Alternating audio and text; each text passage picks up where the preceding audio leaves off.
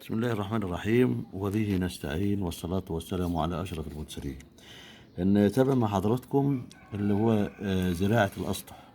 زراعة الأسطح النهاردة بإذن الله من قناة الدلتا الزراعية هنورد لحضراتكم كيفية زراعة نبات الكزبرة على الأسطح.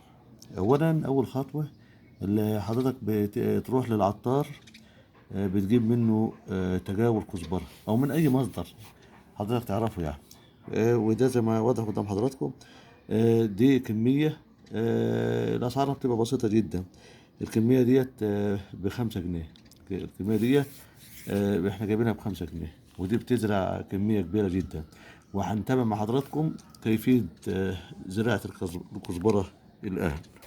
وزي ما انتم شايفين حضراتكم، ده نص برميل اهوت، مفتوح بالطول، عشان يبقى السطح بتاعه عريض. سعادتك بتجيب رد ورمل بنسبة ايه؟ بنسبة 1:1، يعني كمية من الرمل مساوية لكمية من الرمل. ايه السبب؟ السبب عشان تبقى التربة خفيفة ومش تقيلة، وعشان يبقى الصرف بتاعها الصرف كويس يعني، عشان بحيث ان انت لما تروي يبقى فيه صرف وصرف سريع، عشان ما يحصلش اختناق للجذور بعد كده. لو هنبين لحضراتكم اهوت طريقة الزراعة اهوت. ونبذر الكزبرة على الوش الردم اهوت زي ما باين قدام حضراتكم. وبعدين بعد كده بنغطيها تغطية بسيطة بالايد، يعني زي ما واضح قدام حضراتكم ايوه. وبعدين مش عاوزين نكتر كمية الردم اللي هو فوق الكزبرة، عشان هي تستطيع انها تنفذ من الايه، من الردم والرمل، يعني نسبة بسيطة جدا، ما نكترش يعني.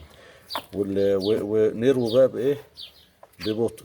يعني دلوقتي احنا دارينا الايه، التقاوي بتاعت الكزبرة، يعني زي ما قدام حضراتكم احنا بدرنا الكزبرة، وبعدين بنحط طبقة بسيطة من الردم والبتاع بالايه، على الكزبرة، ونبدأ نروي ري خفيف زي ما واضح قدام حضراتكم اهو.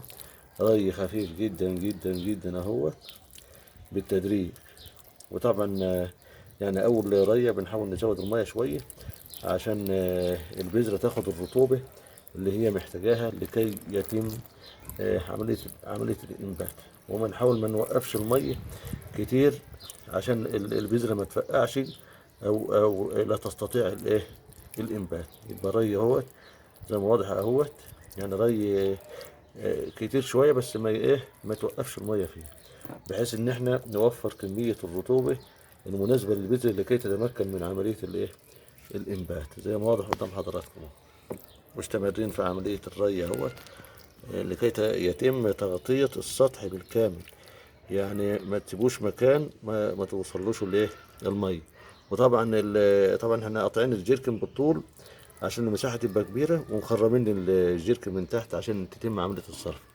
يعني اي صيص او اي قصريه او اي برميل انت بتزرع فيه، لابد ان انت بتخرمه من تحت عشان تتم عمليه الصرف. وزي ما قلت لحضراتكم قبل كده، اللي بتخلط الرطب بالرمل عشان تبقى التربه خفيفه.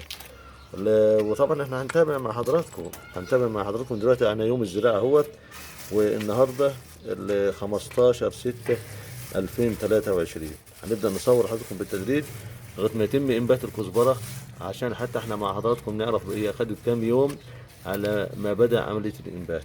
وهنتوالى مع حضراتكم يعني المعاملات، عشان يبقى دي حاجه عمليه قدام سعادتكم، بحيث يتم تنفيذ الايه، اللي هو الزراعه على الاسطح.